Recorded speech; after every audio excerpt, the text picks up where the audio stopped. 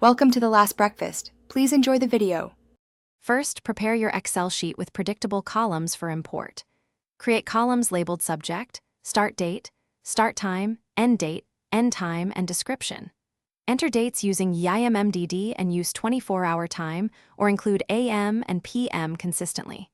Keep each event on a single row and avoid merged cells or formulas in the import columns.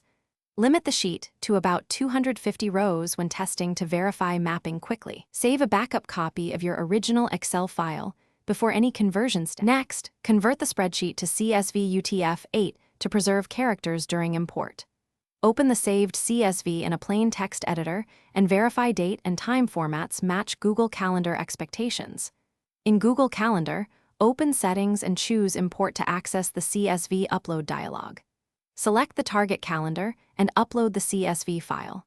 Use the field mapping step to assign subject to title, start date to start date, and start time to start time so Google creates events correctly. Finally, validate imported events and check for time zone discrepancies immediately. If start or end times look wrong, confirm the calendar time zone and then correct the CSV and re-import. For recurring imports, automate using Google Sheets with an app script or use a third-party connector that syncs on schedule.